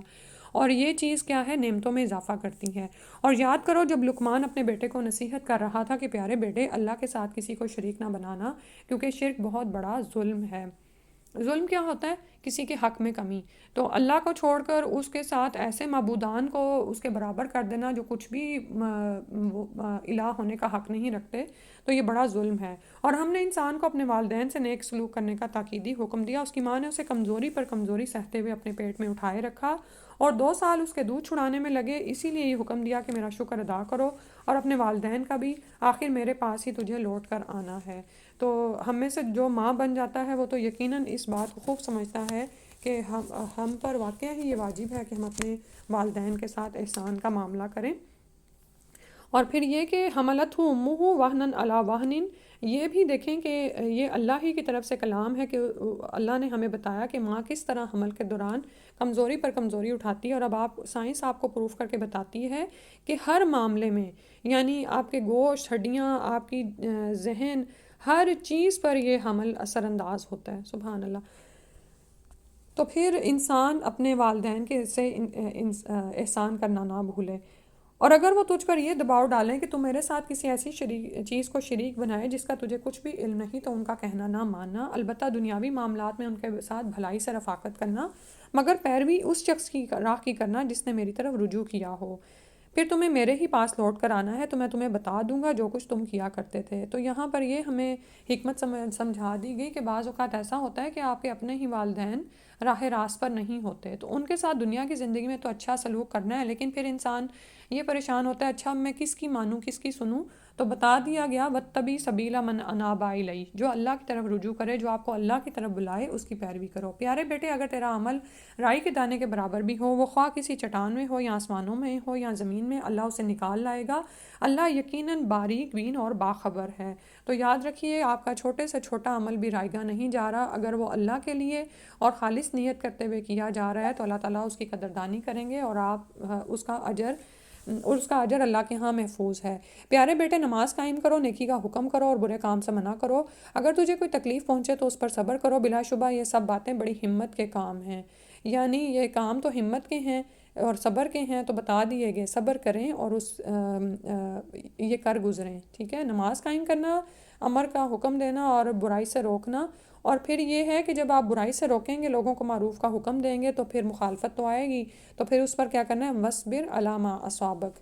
اور از راہ تکبر لوگوں سے اپنے گال نہ پھلانا اور نہ ہی زمین میں اکڑ کر چلنا، کیونکہ اللہ کسی خود پسند اور شیخی خور کو پسند نہیں کرتا. اور اپنی چال میں اعتدال ملحوظ رکھو اور اپنی آواز پست کرو. بلا شبہ سب آوازوں سے بری آواز گدھے کی آواز ہے. تو اپنی چال کو دیکھیں، اپنے ظاہری طور اتوار کو اور اپنی آواز کو، یہ سب کچھ فوکس کریں کہ کیا ہم ان پر پورا اترتے ہیں. کیا تم دیکھتے نہیں کہ جو کچھ آسمانوں میں اور جو کچھ زمین میں ہے سب اللہ نے تمہارے لیے کام پر لگا دیا ہے، اور اس نے اپنی ظاہری اور باطنی نعمتیں تم پر پوری کر دی ہیں. اس کے باوجود لوگوں میں کوئی ایسا ہے جو اللہ کے بارے میں جھگڑا کرتا ہے، جبکہ اس کے پاس نہ علم ہے، نہ ہدایت اور نہ کوئی روشنی دکھانے والی کتاب ہے. تو آپ یہ دیکھیں کہ اللہ سبحانہ تعالیٰ کی بے شمار نعمتیں ہیں، اور ان کے ظاہری اور باطنی یعنی معنوی پہلوئے ہیں. جیسے آنکھیں ہیں کہ ظاہری طور پر خوبصورتی جسم کا ایک اچھا یعنی کہ چہرے کا حصہ ہیں، اور پھر یہ کہ ان سے ہمیں نظر آتا ہے. پھر اسی طرح آپ ہر نعمت کو دیکھ سکتے ہیں. اور جب انہیں کہا جاتا ہے کہ جو کچھ اللہ نے نازل کیا ہے اس کی پیروی کرو، تو کہتے ہیں نہیں، ہم تو بلکہ اسی چیز کی پیروی کریں گے جس پر ہم نے اپنے آباء و اجداد کو پایا ہے. کیا یہ انہی کی پیروی کریں گے، خواہ شیطان انہیں دوزخ کے عذاب کی طرف بلا رہا ہو، یعنی خواہ وہ راہ راست پر نہ ہو. اور جو شخص اپنا چہرہ اللہ کے آگے جھکا دے اور نیکوکار ہو تو اس نے یقیناً ایک مضبوط حلقے کو تھام لیا، اور سب کاموں کا انجام تو اللہ ہی کی طرف ہے. اور جس نے کفر کیا تو اس کا کفر آپ کو غمزدہ نہ کرے. انہیں ہماری ہی طرف آنا ہے، پھر ہم انہیں بتا دیں گے جو کچھ وہ کرتے رہے. اللہ تعالیٰ تو یقیناً دلوں کے راز تک جانتا ہے. ہم انہیں تھوڑی مدت مزے کرنے کا موقع دے رہے ہیں، پھر انہیں بے بس کر کے سخت عذاب کی طرف کھینچ لائیں گے. اگر آپ ان سے پوچھیں کہ آسمانوں اور زمین کو کس نے پیدا کیا ہے تو فوراً کہیں گے کہ اللہ نے. آپ کہیے سب تعریف اللہ ہی کے لیے ہے، لیکن اکثر لوگ جانتے نہیں. جو کچھ آسمانوں اور زمین میں ہے وہ اللہ ہی کا ہے. بلا شبہ اللہ ہی بے نیاز اور لائق حمد و ثنا ہے. زمین میں جتنے درخت ہیں اگر وہ سب کلمے بن جائیں اور سمندر روشنائی بن جائیں، پھر اس کے بعد 7 مزید سمندر بھی روشنائی مہیا کریں تو بھی اللہ کی باتیں ختم نہ ہوں گی. بلا شبہ اللہ غالب اور حکمت والا ہے. سبحان اللہ. یہ علم اتنا بڑا خزانہ ہے اور اللہ تعالیٰ کے کلمات اتنے وسیع اور بے شمار ہیں کہ آپ اگر ساری زمین کے درخت قلم بن جائیں اور سارے سمندر سیاہی بن جائیں تو پھر بھی اللہ کے کلمات ختم نہیں ہوں گے. سبحان اللہ. تو اس میں جتنا انسان آگے بڑھتا چلا جاتا ہے اتنے ہی روح تازہ ہوتی چلی جاتی ہے. الحمدللہ. تم سب کو پیدا کرنا اور دوبارہ زندہ کر کے اٹھا دینا اللہ تعالیٰ کے لیے ایسا ہی ہے جیسے صرف ایک نفس کو پیدا کرنا. اللہ بلا شبہ سب کچھ سننے والا اور دیکھنے والا ہے. سبحان اللہ. ساری خلقت کو ایک ہی کلمہ کن سے اٹھا دینا جیسے صرف ایک نفس کو پیدا کر دینا، یہ اللہ پر کوئی مشکل نہیں. کیا تم دیکھتے نہیں کہ اللہ رات کو دن میں اور دن کو رات میں داخل کرتا ہے، اور سورج اور چاند کو کام پر لگا دیا ہے ہر ایک مقررہ وقت تک چلتا رہے گا، اور جو کچھ تم کرتے ہو اللہ اس سے باخبر ہے۔ تو سورج، چاند، ستارے سب مسخر ہیں اور ایک وقت تک کے لیے ان کو مسخر کیا گیا ہے، اور جب وہ وقت آ جائے گا تو اس کو کوئی ٹالنے والا نہیں۔ یہ اس لیے کہ اللہ ہی حق ہے اور اس کے علاوہ جنہیں وہ پکارتے ہیں وہ سب باطل ہے، اور اللہ ہی عالی شان اور کبریائی والا ہے۔ کیا تم دیکھتے نہیں کہ اللہ تعالیٰ اپنی مہربانی سے سمندر میں کشتی چلاتا ہے تاکہ تمہیں اپنی نشانیاں دکھائے؟ اس میں ہر صابر اور شاکر کے لیے بہت سی نشانیاں ہیں، اور صبار اور شکور، بہت صبر کرنے والا، بہت شکر کرنے والا۔ اور یہ آپ یہ دیکھیں کہ یہ دونوں صفات جو ہیں نا وہ لازم و ملزوم کہہ لیں، کہ جو صبر کرنے والا نا وہی شکر کرنے والا ہے، اور جو شکر کرنے والا ہے وہی صبر کرنے والا ہے، ٹھیک ہے۔ جو شاکر نہیں ہے نا وہ صبر بھی نہیں کر سکتا کیونکہ اس کو نعمتیں نظر ہی نہیں آتی، اور جو صابر نہیں ہے وہ پھر شکر بھی نہیں کر سکتا، ٹھیک ہے، کیونکہ جب اس کو پھر نعمت ملتی ہے تو وہ صبر کرنے والا ہی نہیں ہے، تو پھر اس کو قدر بھی نہیں آتی اس نعمت کی۔ اور جب ان پر صاحبانوں جیسی کوئی موت چھا جاتی ہے تو اللہ کی مکمل حاکمیت کو تسلیم کرتے ہوئے خالصتاً اسے پکارتے ہیں، پھر جب وہ انہیں بچا کر خشکی تک لے آتا ہے تو پھر کچھ ہی لوگ حد اعتدال پر رہتے ہیں، اور ہماری نشانیوں کا انکار صرف وہی کرتے ہیں جو غدار اور ناشکرے ہوں۔ اے لوگو، اپنے رب سے ڈرتے رہو اور اس دن سے ڈر جاؤ جب نہ تو کوئی باپ اپنے بیٹے کے کچھ کام آئے گا اور نہ بیٹا باپ کے۔ اللہ کا وعدہ یقیناً سچا ہے، لہٰذا یہ دنیا کی زندگی تمہیں دھوکے میں نہ ڈال دے اور نہ کوئی دھوکے باز تمہیں اللہ کے بارے میں دھوکے میں ڈالے۔ اور الغرور جو ہے یہاں پر دراصل شیطان کی طرف ہی اشارہ ہے، اور پھر اسی طرح شیطان کے چیلے چانٹے جیسے بھی بات ہو رہی تھی کہ خود کو دیکھا کریں کہ کیا میں حق پر قائم ہوں اور مضبوط ہوں۔ ایسا تو نہیں کہ کوئی بھی مجھے کوئی بات کر دیتا ہے تو میں فوراً ہی اپنی جگہ سے ہل جاتی ہوں۔ قیامت کا علم اللہ ہی کے پاس ہے، وہی بارش برساتا ہے، وہی جانتا ہے کہ ماؤں کے بطنوں میں کیا کچھ ہے، نہ ہی کوئی یہ جانتا ہے کہ کل کیا کام کرے گا، اور نہ ہی یہ جانتا ہے کہ کس زمین میں وہ مرے گا۔ اللہ ہی ہے جو سب کچھ جاننے والا اور بڑا باخبر ہے۔ الحمدللہ سورہ لقمان بھی مکمل ہو گئی، اور آخر میں جو بات آ رہی ہے کہ غیب کا علم اللہ ہی کے پاس ہے، سبحان اللہ۔ اور اس وقت آپ یہ دیکھیں کہ زمین پر جس طرح فتنے اور آزمائشیں آ رہی ہیں، انسان کو حقیقتاً پتہ نہیں ہوتا کہ وہ کہاں پہنچا دیا گیا ہے اور اس کے بعد پھر وہ وہاں سے نکالا نہیں جائے گا ہے۔ تو بہت سے لوگ ایسے جو مکہ گئے عمرے پہ، فلائٹس بند ہوئیں تو اللہ تعالیٰ نے ان کو اور موقع وہاں پر دے دیا۔ اسی طرح اور بھی بے شمار لوگ ہیں جو تنگی ترشی کا بھی شکار ہوئے ہیں۔ تو کون کہاں پر کل کیا کرے گا، کہاں پہنچ جائے گا، اور ہمارے سارے کے سارے پلان دھرے کے دھرے رہ جاتے ہیں، اور حکم اللہ ہی کا چل رہا ہوتا ہے کہ کہاں پر کوئی کس وقت سٹک ہو جائے اور وہ واپس نہ آ پائے، ٹھیک ہے۔ تو یہی اللہ سبحانہ تعالیٰ کی معرفت حاصل کرنے کا ذریعہ ہے، اور کہ انسان جب اپنے پلانز کو دیکھتا ہے کہ وہ پورے نہیں ہو رہے اور کیا ہو رہا ہے میرے ساتھ، تو پھر اس کو یقین آ جاتا ہے کہ یقیناً کوئی رب ہے جو اس دنیا کے سارے نظام کو چلا رہا ہے۔ سورہ سجدہ۔ بسم اللہ الرحمن الرحیم۔ الف لام میم تنزيل الكتاب لا ريب فيه من رب العالمين۔ الف لام میم، اس بات میں کوئی شک نہیں کہ یہ کتاب رب عالمین کی طرف سے نازل شدہ ہے۔ کیا وہ یہ کہتے ہیں کہ اس نبی نے اس قرآن کو خود ہی گھڑ لیا ہے؟ بات یوں نہیں، بلکہ یہ آپ کے رب کی طرف سے حق ہے تاکہ آپ اس قوم کو ڈرائیں جن کے پاس آپ سے پہلے کوئی ڈرانے والا نہیں آیا، شاید کہ وہ ہدایت پا جائیں۔ تو یہ سورہ الملک کے ساتھ رات کو نبی صلی اللہ علیہ وسلم کی سنت تھی کہ وہ اس کی تلاوت کیا کرتے تھے۔ تو اس کو سمجھ کے پڑھیں، ایک دو دفعہ جب آپ رات کو سونے سے پہلے ترجمے کے ساتھ پڑھ لیں گے نا تو پھر سمجھ بھی آ جائے گی کہ کیوں اس کو پڑھنا ضروری ہے۔ اللہ ہی ہے جس نے آسمانوں، زمین اور جو کچھ ان کے درمیان ہے سب کچھ 6 دنوں میں پیدا کیا، پھر عرش پر قائم ہوا۔ اس کے سوا تمہارا نہ کوئی سرپرست ہے اور نہ سفارشی، کیا تم کوئی سبق حاصل نہیں کرتے؟ وہی آسمان سے زمین تک کے انتظامات کی تدبیر کرتا ہے، پھر ایک روز جس کی مقدار تمہارے حساب سے 1000 سال ہے وہی انتظام اس کی طرف اٹھ جائے گا۔ یہ ہے اللہ جو ہر پوشیدہ اور ظاہر بات کا جاننے والا ہے، وہ سب پر غالب اور رحم کرنے والا ہے۔ جس نے جو چیز بھی بنائی خوب بنائی، اور اللہ کی تخلیق کی ابتدا گارے سے یعنی مٹے سے کی، پھر اس کی نسل کو حقیر پانی یعنی نطفہ کے سط سے چلایا، پھر اسے رحم مادر میں درست کیا اور اس میں اپنی پیدا کی ہوئی روح پھونکی، اور تمہارے کان، آنکھیں اور دل بنائے مگر تم کم ہی شکر کرتے ہو۔ یعنی انسان اپنی تخلیق پر ہی غور کرے تو حیرت ہوتی ہے کہ آنکھوں میں جو گلاس لگا ہوا ہے ہمارے، اور جو ہمارے باقی اعضاء ہیں اور یہ جو ہڈیاں ہیں، تو نطفہ خوراک کیا لیتا ہے اور پھر وہ کیا بن جاتا ہے. یعنی آپ اگر کبھی اس کو ویڈیو پہ بھی چیک کریں یعنی تو حیرت ہوتی ہے کہ کیسے رحم مادر میں آنکھ، کان اور دل بن جاتے ہیں، اور کیا ایک انسان ابھر کے باہر آتا ہے اور اس سے پہلے وہ خون کے لوتھڑوں کے علاوہ کچھ بھی نہیں ہوتا.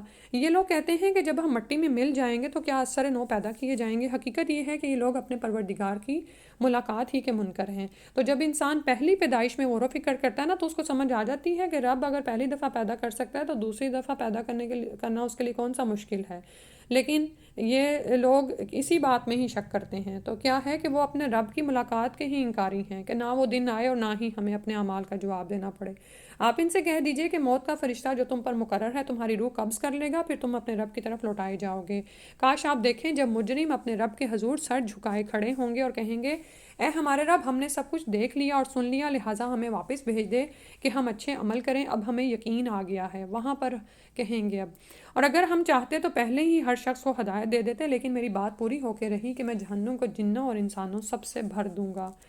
اللہم لا تجعلنا منہم آمین. بس اب اس بات کا مزہ چکھو جو تم نے اس دن کی ملاقات کو بھلا دیا تھا، اب ہم نے بھی تمہیں بھلا دیا ہے، اور جو کچھ تم کرتے رہے اس کی پاداش میں اب دائمی عذاب کا مزہ چکھو. ہماری آیات پر تو وہی لوگ ایمان لاتے ہیں کہ جب انہیں ان آیات سے نصیحت کی جاتی ہے تو سجدہ میں گر پڑتے ہیں اور اپنے رب کی تعریف کے ساتھ تسبیح کرتے ہیں اور تکبر نہیں کرتے. تو اس سورہ کو نا رات تلاوت کرنے کا ایک فائدہ یہ بھی ہوتا ہے کہ ایک سجدہ بھی ہو جاتا ہے. سبحان اللہ. اور آپ یہ دیکھتے ہیں کہ اس میں انسان بڑا سکون محسوس کرتا ہے کہ جب آپ اپنا ماتھا ہی زمین پر ٹیک دیتے ہیں تو سارے دن کی جو ٹینشنز وغیرہ چل رہی ہوتی ہیں نا تو وہ ایک دم انسان ان سے آزاد ہو جاتا ہے. ان کے پہلو بستروں سے الگ رہتے ہیں، وہ اپنے رب کو خوف اور امید سے پکارتے ہیں اور جو رزق ہم نے انہیں دیا ہے اس میں سے خرچ کرتے ہیں. کوئی شخص یہ نہیں جانتا کہ اس کی آنکھوں کی ٹھنڈک کی کیا چیزیں ان کے لیے چھپا کر رکھی گئی ہیں. یہ ان کاموں کا بدلہ ہوگا جو وہ کیا کرتے تھے. کیا مومن ایسے ہی ہوتے ہیں؟ افمن کان مومنا، کیا بھلا جو شخص مومن ہو برابر ہو سکتا ہے اس کے جو فاسق ہو؟ لا یستوون، ہرگز وہ برابر نہیں ہو سکتے. جو لوگ ایمان لائے اور نیک اعمال کیے ان کی قیامگاہ باغات ہوں گے، یہ ان کے اعمال کے صلے میں ان کی مہمانی ہوگی. اور جو نافرمان ہیں ان کا ٹھکانہ دوزخ ہوگا، جب بھی وہ اس سے نکلنا چاہیں گے اسی میں لوٹا دیے جائیں گے، اور انہیں کہا جائے گا کہ بساک کے عذاب کا مزہ چکھو جسے تم جھٹلایا کرتے تھے. تو یہاں پر جو حق پر ہوگا اس کا بھی انجام بتایا گیا اور جو باطل پر ہوگا اس کا بھی. ہم انہیں قیامت کے بڑے عذاب سے پہلے ہلکے عذاب کا مزہ ضرور چکھائیں گے، شاید وہ اپنی روش سے باز آ جائیں. یعنی دنیا میں انسان کسی ایسی آزمائش میں ڈالا جاتا ہے کہ اس کو ہلایا جاتا ہے کہ واپس پلٹ آؤ. اور اس شخص سے بڑھ کر کون ظالم ہوگا جسے اس کے رب کی آیات سے نصیحت کی جائے پھر وہ اس سے منہ موڑ لے. ہم یقیناً ایسے مجرموں سے انتقام لے کر رہیں گے. تو کچھ لوگ ایسے بھی ہوتے ہیں جو بار بار بھی ان کو کوئی نشانی نظر آئے یا ان کو نصیحت کیے جائے پھر بھی وہ اعراض ہی کرتے رہتے ہیں. ہم نے موسیٰ علیہ السلام کو کتاب دی تھی، لہٰذا نبی صلی اللہ علیہ وسلم آپ کو اس کتاب کے ملنے میں شک نہ رہنا چاہیے. یہ کتاب بنی اسرائیل کے لیے ہدایت تھی. جب انہوں نے مصائب پر صبر کیا تو ہم نے ان میں سے کئی ایسے پیشوا بنا دیے جو ہمارے حکم سے ان کی رہنمائی کرتے تھے اور یہ لوگ ہماری آیات پر یقین رکھتے تھے. تو اگر آپ چاہتے ہیں کہ کسی کو ہدایت دیں اور آپ بھی رہنما ہوں تو پھر اس کے لیے ضروری کیا ہے؟ لما صبروا، جب انہوں نے صبر کیا، صبر اور استقامت کے ساتھ ڈٹے رہیں اور اللہ تعالیٰ کی آیات پر یقین رکھیں. آپ کا رب قیامت کے دن یقیناً ان لوگوں میں ان باتوں کا فیصلہ کر دے گا جن میں وہ اختلاف کرتے تھے. کیا انہیں اس بات سے کچھ رہنمائی نہیں ملی کہ ان سے پہلے ہم کئی ایسی قوموں کو ہلاک کر چکے ہیں جن کے رہائشی مقامات پر آج یہ لوگ چل پھر رہے ہیں؟ اس میں بہت سی نشانیاں ہیں، کیا یہ سنتے نہیں؟ کیا انہوں نے دیکھا نہیں کہ ہم پانی کو بنجر زمین کی طرح بہا لاتے ہیں جس سے ہم کھیتی پیدا کرتے ہیں، تو اس سے ان کے چوپائے بھی کھاتے ہیں اور وہ خود بھی کھاتے ہیں. پھر کیا یہ لوگ غور نہیں کرتے؟ نیز کہتے ہیں کہ اگر تم سچے ہو تو یہ فیصلہ کب ہوگا؟ یعنی اور تو ماننے کو تو تیار نہیں تھے، پھر کہتے کہ یہ کب یہ حق و باطل کا یہ سب کچھ ہوگا اور جو تم کہتے ہو یہ کب سامنے آئے گا. اللہ نے فرمایا آپ صلی اللہ علیہ وسلم ان سے کہیے کہ جب فیصلے کا دن ہوگا تو جن لوگوں نے کفر کیا ہے انہیں فیصلے کے دن ایمان لانا کچھ فائدہ نہ دے گا اور نہ ہی انہیں کچھ مہلت دی جائے گی. سو آپ ان سے اعراض کیجیے اور انتظار کیجیے، وہ بھی یقیناً انتظار کر رہے ہیں. سورہ سجدہ مکمل ہو گئی الحمدللہ. سورہ الاحزاب. بسم الله الرحمن الرحيم. يا أيها النبي اتق الله ولا تطع الكافرين والمنافقين إن الله كان عليما حكيما اعوذ باللہ من الشیطان الرجیم بسم اللہ الرحمن الرحیم۔ اے نبی صلی اللہ علیہ وسلم، اللہ سے ڈرتے رہیے اور کافروں اور منافقوں کا کہنا نہ مانیے۔ اللہ تعالیٰ یقیناً سب کچھ جاننے والا اور حکمت والا ہے، اور جو کچھ آپ کے رب کی طرف سے آپ پر وحی کی جاتی ہے اسی کی اتباع کیجیے، اور جو کچھ تم عمل کرتے ہو اللہ تعالیٰ یقیناً ان سے باخبر ہے، اور اللہ پر بھروسہ کیجیے اور اللہ کا کارساز ہونا ہی کافی ہے۔ اب آپ نا زیادہ تر عربی پہ ہی نظر رکھا کریں تاکہ آپ دیکھتے جائیں کہ کتنے نئے الفاظ ہیں جو ابھی آپ کو نہیں آتے، کیونکہ یہ وہ سپارے نا جو ابھی آپ نے نہیں کیے۔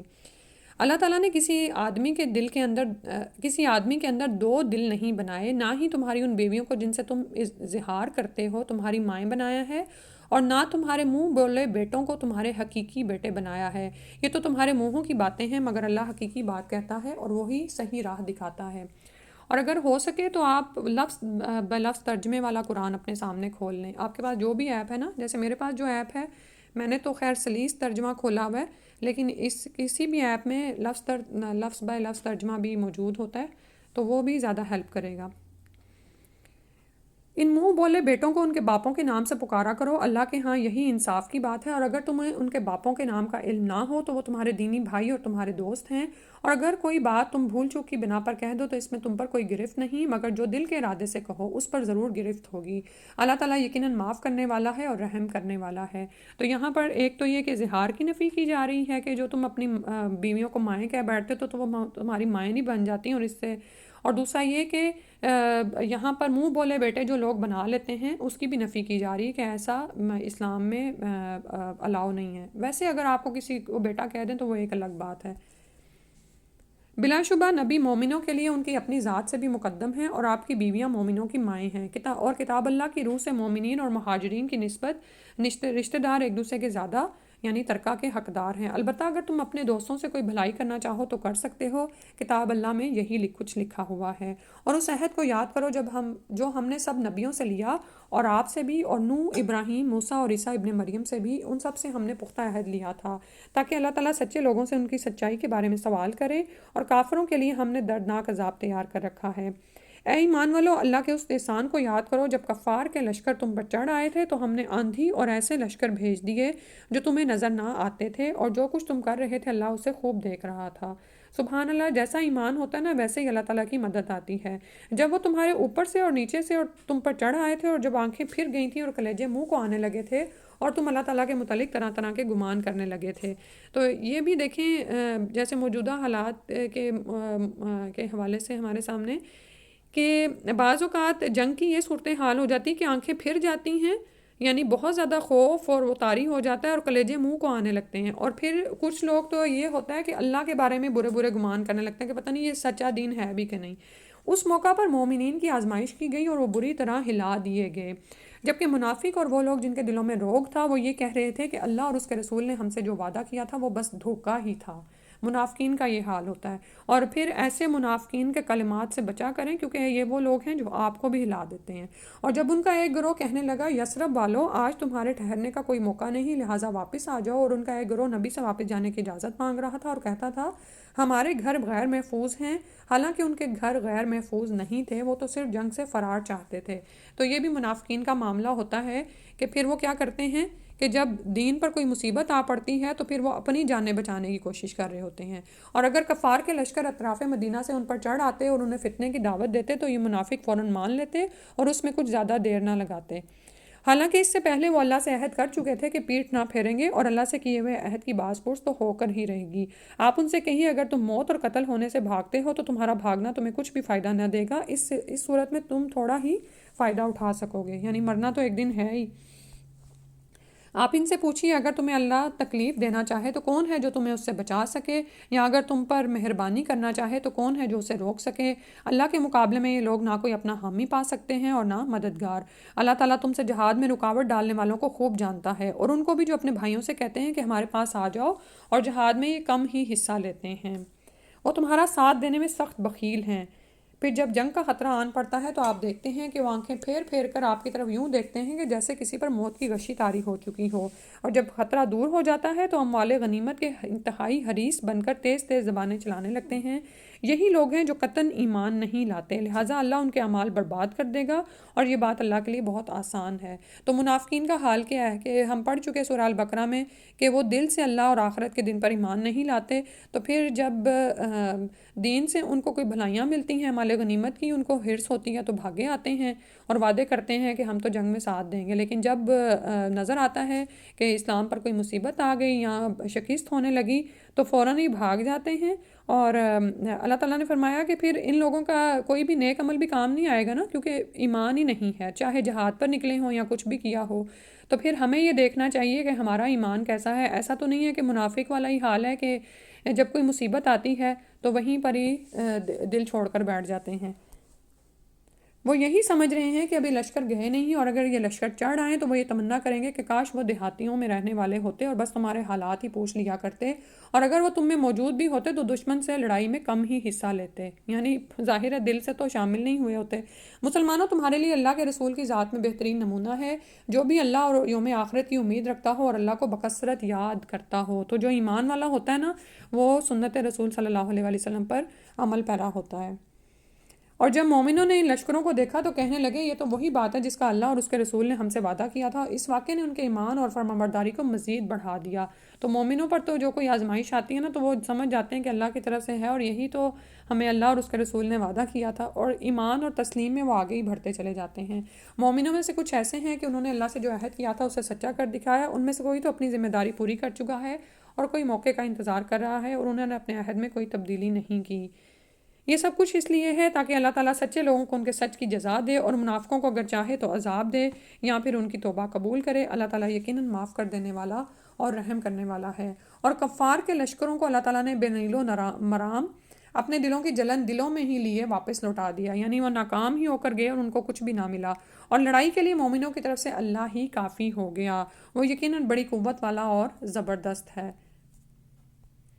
اور اہل کتاب میں سے جنہوں نے کافروں کی مدد کی تھی انہیں اللہ تعالیٰ ان کے دلوں سے اتار لایا اور ان کے دلوں میں رعب ڈال دیا کہ ان کے ایک گروہ کو تم قتل کر رہے تھے اور دوسرے کو قیدی بنا رہے تھے۔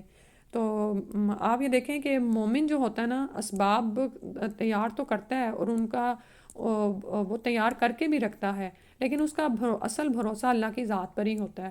اور بعض اوقات آپ یہ دیکھیں کہ اسباب دھرے کے دھرے رہ جاتے ہیں اور انسان کو شکست ہو جاتی ہے، کیونکہ ایمان کا وہ درجہ ہی نہیں ہوتا، ٹھیک ہے۔ اور پھر یہ کہ مومن کا نا ایک روب ہوتا ہے، یہ بھی چیک کیا کریں کہ کیا آپ کے ایمان کا ایک روب ہے، اور کیا آپ باطل بات کو ناپسند کرتے ہیں اور اسے رد کرتے ہیں، کہ لوگوں کے اندر آپ کا ایک اچھا امیج بن چکا ہو کہ وہ آپ سے ایسی باتیں ہی نہیں کرتے۔ مثال کے طور پر کوئی ایک خاتون ہے، وہ جب آپ کو ملتی ہیں کسی کی غیبت شروع کر دیتی ہیں، اب آپ اپنی جگہ پہ چین بچین ہوتی رہتی ہیں لیکن آپ اس کو روک نہیں پاتی، تو پھر اس وقت چیک کیا کریں نا۔ لیکن ایک خاتون ہے کہ اس کے سامنے اگر کوئی غیبت کرتا ہے تو وہ دیر اینڈ دین اس کو روکتی ہے اور سمجھاتی ہے، تو پھر اگلا بندہ نا نیکسٹ ٹائم اس سے وہ بات نہیں کرتا، کیونکہ غیبت کی کیوں جاتی ہے چسکے لینے کے لیے اور آگے سے آگے لطف پیدا کرنے کے لیے۔ تو یہ میں صرف ایک مثال غیبت کی دے رہی ہوں، ہر معاملے میں یہ دیکھا کریں کہ کیا دین کے حکم پر آپ کی استقامت ایسے چٹان جیسی ہونی چاہیے کہ کوئی آپ کو ہلائے ہی نہ، کوئی بات ہی نہ کرے، ٹھیک ہے، انشاءاللہ آمین۔ اور تمہیں ان کی اراضی، ان کے گھروں اور ان کے اموال کا وارث بنا دیا، اور زمین کا بھی جہاں تم نے قدم تک نہ رکھا تھا، اور اللہ تعالیٰ ہر چیز پر پوری قدرت رکھتا ہے۔ تو جب مومن اللہ پر ہی بھروسہ کیے ہوئے ہوتا ہے اور اس کی نظر لوگوں کے مال پر نہیں ہوتی اور لوگوں سے ملنے والے فائدوں پر نہیں ہوتی، اور وہ تو فی سبیل اللہ کی راہ میں لڑ رہا ہوتا ہے، اللہ ہی کے لیے لڑ رہا ہوتا ہے، لیکن اللہ سبحانہ تعالیٰ سبحان اللہ اس کو عطا کرتے ہیں۔ اللہ نے اراضیوں کا مالک بنایا، گھروں اموال کا وارث بنایا، اور اس زمین کا بھی جہاں تم نے قدم نہ رکھا تھا، سبحان اللہ۔ اللہ سبحانہ تعالیٰ ہر چیز پر پوری قدرت رکھتے ہیں۔ اے نبی صلی اللہ علیہ وسلم، اپنی بیویوں سے کہہ دیجئے اگر تم دنیا کی زندگی اور اس کی زیبائش ہی چاہتی ہو تو آؤ میں تمہیں کچھ دے دلا کر بھلے طریقے سے رخصت کر دوں، اگر تم اللہ اور اس کا رسول اور آخرت کا گھر جاتی چاہتی ہو تو اللہ تعالیٰ نے تم میں سے نیکوکاروں کے لیے بہت بڑا اجر تیار کر رکھا ہے۔ تو آیت تخیر ہے کہ اللہ کے رسول صلی اللہ علیہ وسلم کو فرمایا گیا کہ اپنی بیویوں کو اختیار کرنے کی اجازت دیجیے۔ اے نبی صلی اللہ علیہ وسلم کی بیویوں، تم میں سے جو کوئی کھلی بے حیائی کا ارتکاب کرے تو اسے دگنا عذاب دیا جائے گا، یہ بات اللہ کے لیے بہت آسان ہے۔ تو بنیادی طور پر یہ ہے کہ جتنے بڑے مرتبے ہوتے ہیں نا اتنا ہی بڑے عزائم اور حوصلے مطلوب ہوتے ہیں، ٹھیک ہے۔ تو نبی کی بیویاں چونکہ ایک بلند مقام پر تھیں تو جتنی تھوڑی بہت دنیا کی لالچ ہمارے اندر ہوتی ہے نا، اتنی بھی ان سے مطلوب نہیں تھی ہمارے اندر. تو خیر ہمارا تو کوئی مقابل ہی نہیں ہے ان کے ساتھ. تو انہیں کہہ دیا گیا کہ اگر تم پھر دنیا کی زندگی کی زیبائشی چاہتی ہو اور وہ بلند مرتبے جو کہ امہات المومنین کے لیے لکھے گئے ہیں وہ نہیں چاہتی، تو پھر ابھی سے رخصتی لے لو. کیونکہ امہات المومنین کیا ہیں؟ وہ مومنوں کی مائیں ہیں. نبی صلی اللہ علیہ وسلم کے نکاح کے بعد وہ کسی کے نکاح میں نہیں آئیں، اور وہ دنیا اور آخرت میں نبی کے حرم میں ہیں. ٹھیک ہے، تو پھر انہیں دنیا میں ہی اختیار دیا گیا کہ وہ جس راہ کو انتخاب کرنا چاہیں کر لیں. اور اسی طرح اگر ان سے کوئی واضح طور پر بے حیائی ہوتی ہے تو اس کا عذاب بھی دکھنا ہے. کیونکہ جتنا بڑا ذمہ داری ہوتی ہے نا، اتنا ہی اگر کوئی بندہ غلطی کرتا ہے تو پھر اس پر سزا بھی اتنی بڑی آتی ہے. ٹھیک ہے، الحمد للہ ہو گئی. ہاں، آیت نمبر 30 تک، 30ویں آیت میں نے پڑھ لی ہے نا. ٹھیک ہے، الحمد للہ، اللہ کا احسان ہے. ہاں ٹھیک ہے جی، آپ ہی شیئر کر دیں کچھ شیلا اگر آپ کہنا چاہیں تو. ٹائم آپ کا آج پھر اوپر ہو گیا تھوڑا. جی میں بس یہ دیکھ رہی تھی کہ ماشاء اللہ اس پارے میں ہمیں ایک چیز یہ پتہ چلتی ہے کہ ہمارا دین اتنا مکمل ہے کہ اس نے ہر چیز بتائی ہے. جیسے اگر سیر بھی کرنا ہے، کیونکہ ایک ہمارا بہت ذاتی فیل بھی ہے، تو اس سیر کے بارے میں بھی بتا دیا ہے کہ عبرت بھی پکڑنی ہے، نصیحت بھی دیکھنی ہے، اور اللہ کی تکلیف غور و فکر بھی کرنی ہے. یا اگر دوپہر کی نیپ بھی ہے تو وہ تک بتا دی گئی ہے. اور دوسری ایک چیز تو بار بار مجھے لگ رہا تھا کہ ہمیں اپنے گروپ کو پہچاننے کی ضرورت ہے کہ جب گروپ الگ الگ ہو جائیں گے تو ہم کن لوگوں کے ساتھ، ہم دنیا میں کن لوگوں کو پسند کر رہے ہیں، اور ہمیں یہ دیکھ لینا چاہیے کہ وہاں پھر ہم کس طرح سے الگ ہوں گے اور کہاں پر ہوں گے.